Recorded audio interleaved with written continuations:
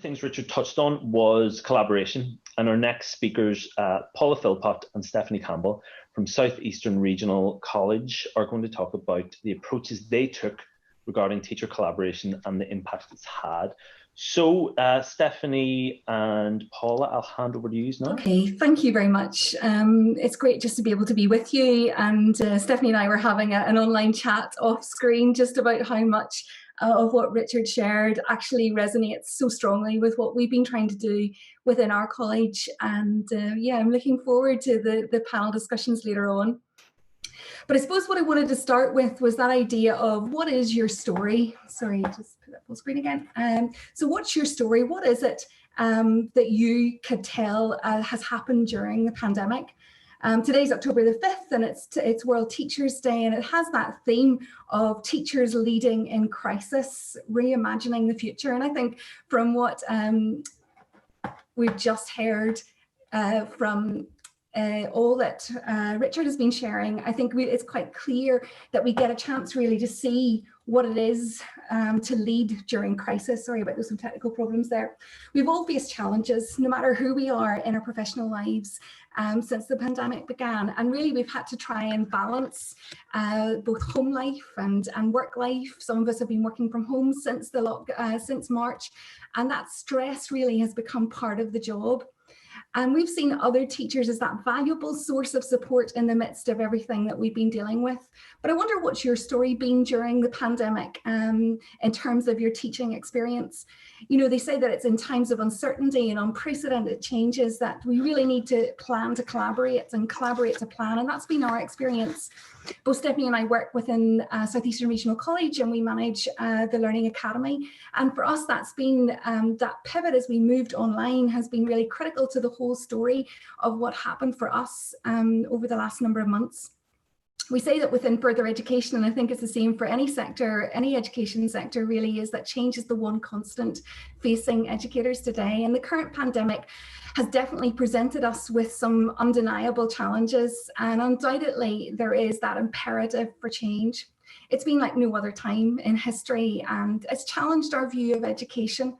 It's disrupted and created that overused phrase, the new normal, within education, but it has afforded us that opportunity to really rethink what education should look like. Certainly for us in that lead up to the announcement to move online for the whole college, we'd already for the last number of years really began to rethink what education would look like. And that's why what Richard shared really resonated so firmly with us. We'd begun to move everything to a project-based learning model, looking at challenge-based activities that are industry-facing, that really focus on developing the transversal skills of our learners, looking at what really is worth learning. What is it that we want our students to go away with at the end of their time with us? And that agile change had already been happening. And so when the pandemic came and we made the decision on a particular day that from the next day we were moving online, and from that next day all of our classes went online and live, that really presented us with a number of challenges, but we built capacity amongst our staff because they had already seen some imperatives for change in terms of the way in which we taught. But for some of our teachers, it meant trying to unlearn the way in which they had been teaching and relearn a new way of working, whether it's in relation to project-based learning or the whole digital agenda within teaching. It definitely was hard initially, I think, for people to really unlearn a range of sort of deeply embedded pedagogical approaches. And creating this kind of change is developmental work. It's not something that necessarily happens overnight. And for us as teachers, we needed help before we could begin to help anyone else. And thankfully, we'd started that journey quite a while ago. And so the move online wasn't as painful as perhaps it could be. But it still was complex. That decision to pivot online meant that we had this messy middle. We talked at the start about what's your story, but this was the middle of our story, and we're still in that middle in many ways. And in that messy middle, it was really important that we got an opportunity to see those who were willing to come alongside us. That meant colleagues, managers, support staff, those who worked with us collaboratively, and that collaboration contributed I think, to the innovation that we saw amongst our staff and students as they began to engage more effectively with their learning. It was great. Our team ran so many daily webinars, and we went out and taught other people's classes online with them, team taught, etc. And to hear people saying, you know, I had more students in my virtual class than I did in my face-to-face class was amazing. And it'll be lovely to capture some of those stories as we move forward and hopefully move beyond the situation that we're in at the moment. But through it all, we just wished in a way we could just Google an answer, you know, how do we teach online during a pandemic? There is that disruption, that upheaval there, but I suppose if we look at it from a positive point of view, and a lot of what Richard was sharing was that idea of reframing the discussion. So not looking at what we've lost because of the pandemic, but actually looking at what opportunities it affords us. And so through that disruption and upheaval, we began to think, well, this is another opportunity to really rethink and redesign learning and teaching. It wasn't something that we could simply Google and find an answer to, but it did take a tailored approach. And so with peer support and feedback, we began to reframe some of the thinking amongst our staff. You know, when we're faced with an almost unexpected or an unexpected, almost existential challenge, the college had, as I said earlier, made that decision just on one particular day that was it. We were closing the building. All of the college courses were moving online. And so from the next day, we just set things in place to try and make that happen.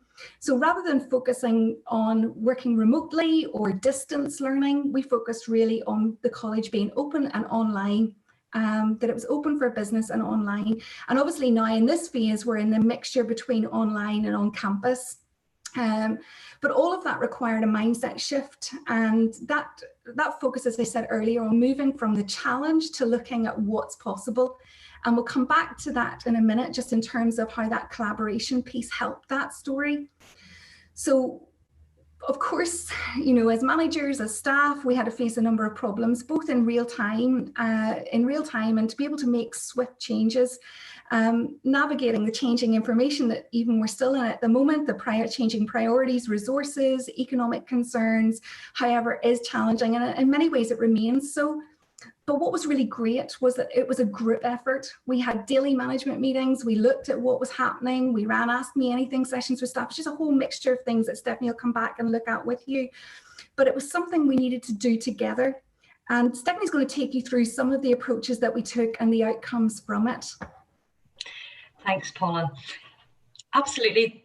We talk about the power of connection and how technology has helped us to create those connections. In fact, some of our staff said that they actually met more people from the college online during lockdown than they had in the whole 10 months previously when they were on campuses. And those regular interactions were so important, helping us to connect and as humans, using technology to help those connections and to connect with others through the shared experience that we were all going through at the same time. Technology offers us incredible opportunities to transform how we connect, how we communicate, and also how we collaborate. And that's particularly more so through these shared challenges over the last few months and even going on through this year. And this is true in our everyday lives, but it's no more so than in education, where technology can really help us communicate and collaborate in new ways, not only with our peers and our colleagues and everybody in terms of the staff, but also with our students. We've got new opportunities to harness technology to help our students to work together and to support them as they learn. However, for some staff and for some people, there is a gap between what they need to be able to do to support their students and the skills that their learners or how much their Wi-Fi can cope with. And that's something I think we've all experienced over the last few months, where maybe the broadband isn't quite meeting up to expectations. So here at SERC, we used a range of approaches to help us to try and close that gap and to help us support our colleagues and our students in the move to online teaching and learning. And as Paula mentioned, there was a huge range of approaches that we took, and the idea that communication really is key. It's helping our staff to feel connected through regular communication and helping them feel supported through opportunities to learn and also to share. So daily briefings by the management team helped keep us apprised of all the regular changes that have been happening in terms of information coming through and probably will continue to happen as well. Line managers being able to check in with their teams, making sure that the human connection was there within the teams and also within the wider organisation. We had a huge range of community events as well, so virtual coffee mornings, regular Kahoot quizzes with prizes, able to share expertise and ideas. So for example, garden updates back when the weather was a bit more pleasant and you were able to do gardening.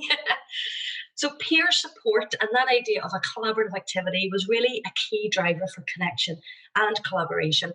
And our pedagogy mentors within the college were also able to support our colleagues in a different way as well. Our pedagogy mentors have been providing weekly webinars for quite some time. However, as we moved to online teaching and working and living and learning, we upped that, and the pedagogy mentors were delivering nearly daily workshops, webinars for all of our staff at the college. We've been able to showcase good practice through those webinars and share ideas and knowledge as well.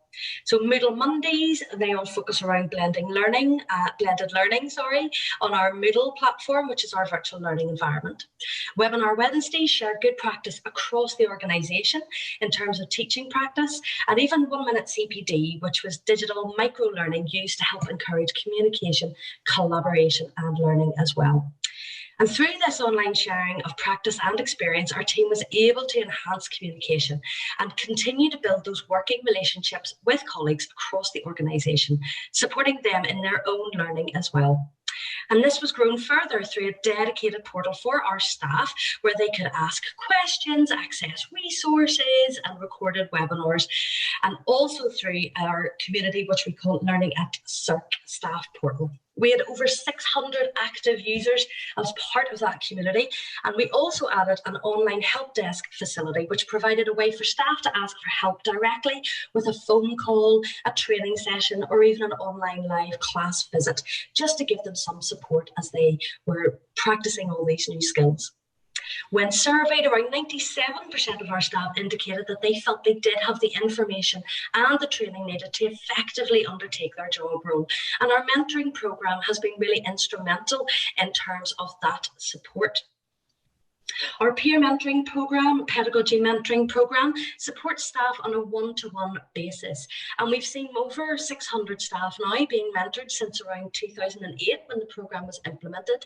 And this really paid dividends during lockdown. We had embedded this culture of seeing teaching as a public shared activity rather than a private activity. And that was already set and had become part and parcel of our organisational culture even before the lockdown. Our teaching staff value this expertise and the support received from mentors.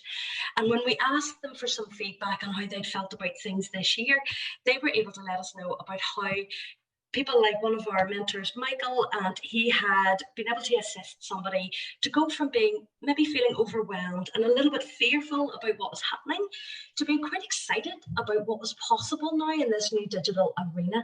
And that was thanks to Mike's support. Another mentee also talked about their ability, they felt more confident in being able to communicate with their students, and through that communication then being able to get more students to engage in online learning. At the heart of all the training, the workshops, the webinars, the mentoring, the online help desks is the experience of our staff and students, and supporting our teachers helps build confidence in their students and builds capacity for change. So we know that ultimately, as I said at the start, today is World Teachers' Day, and with that the theme of teachers leading in crisis and reimagining the future. And the extent to which our education system changes in the next decade will be directly proportional to the extent to which we as educators change in the same time frame. And I can't emphasize enough how much we value our teachers as those change agents. We focused on providing support, as Stefanie said, through the tools that we gave our staff, the training that we offered them, but ultimately we had to try and transform mindsets. There was a sense in which we needed staff to feel that they could do this, that they could get through all of this. And we're operating obviously even now in the shadow of the pandemic, and it is disorientating.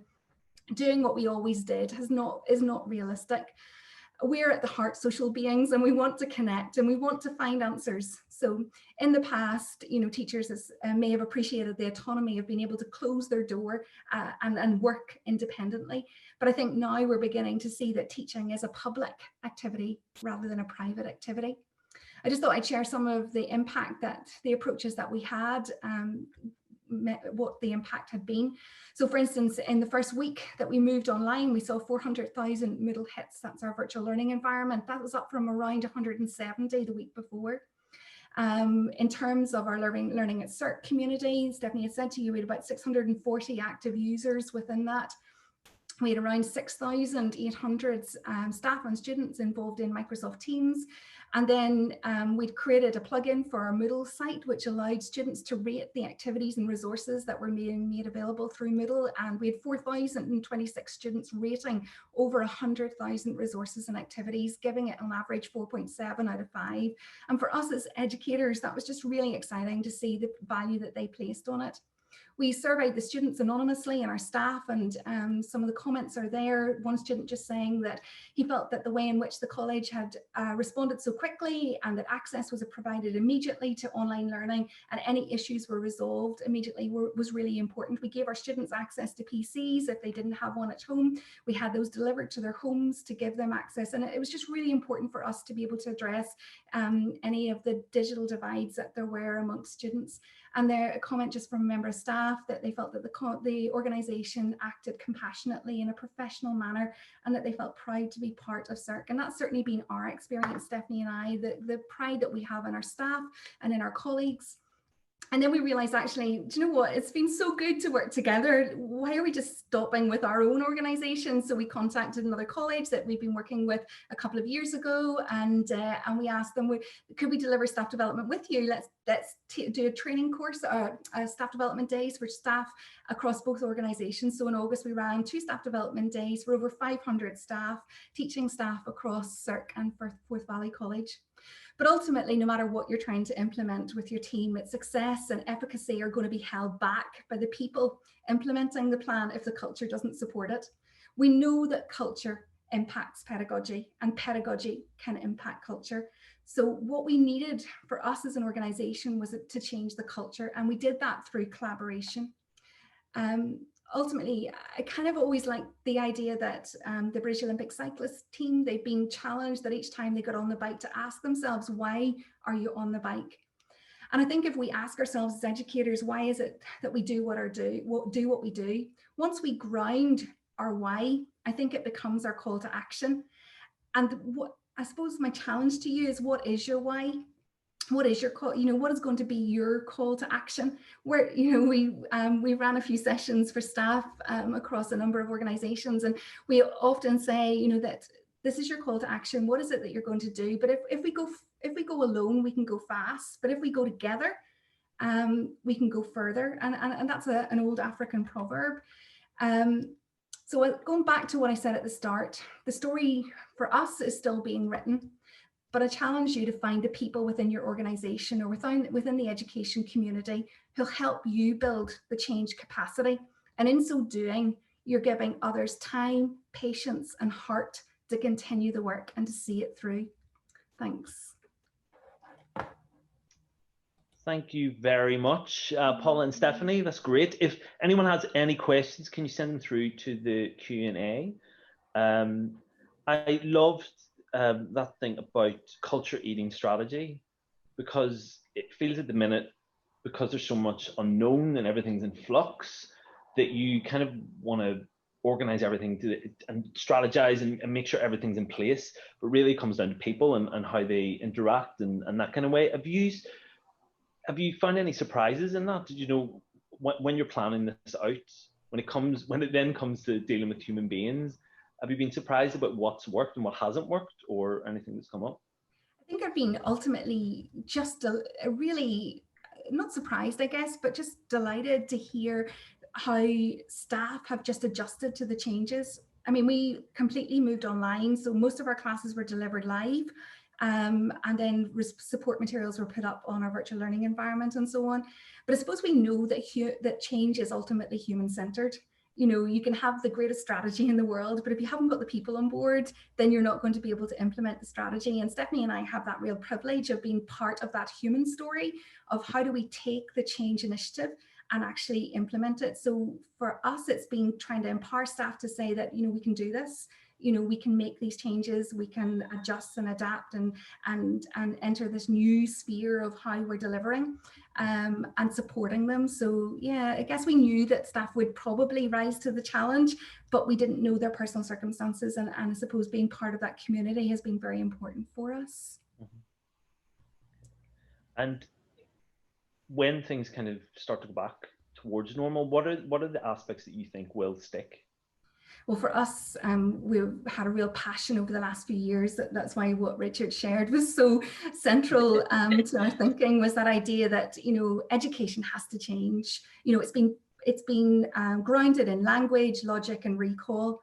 And you know, in the world that we live in now, those are no longer key competences. What we need is our students being able to agilely respond to change, to be able to communicate effectively, whether it's online or face-to-face, to develop the digital skills that they need to be able to cope with life, to be able to adjust to change and so on. So that's really been our focus in the last couple of years, and that will continue to be our focus going forward, is that need to have real world assessment, you know, that looks at challenges based on industry practice, and that encourages our students to for us, it's no longer just about what you know, it's what you do with what you know.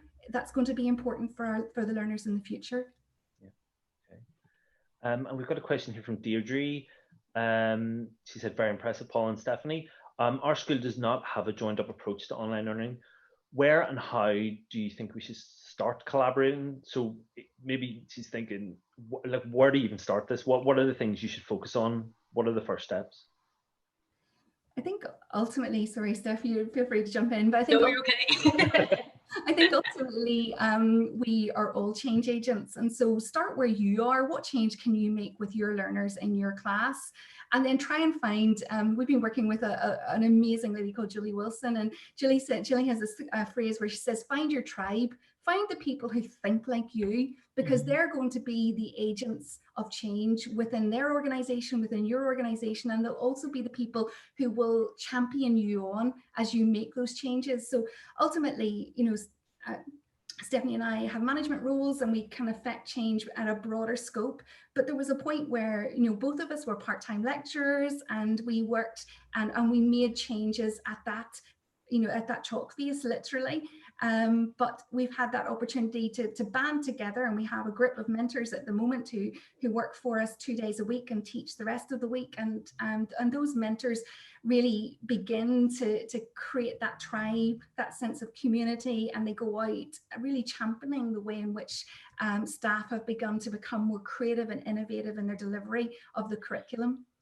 I would say, I would say as well, if you start sharing, you'll be surprised how many people come back and share with you. And if you're really open in your practice and what you're doing, it's like, actually, I tried this and it worked really, really well. Do you want to see? And sharing that way. And it just creates that sense of that it's okay to share. Let's do this more, and the benefit to both. And then it just grows and grows and grows. And that's a huge part of what we do as the pedagogy mentors and in the Learning Academy as well. Okay, and just one last question from Mark Dugan from the Princess Trust.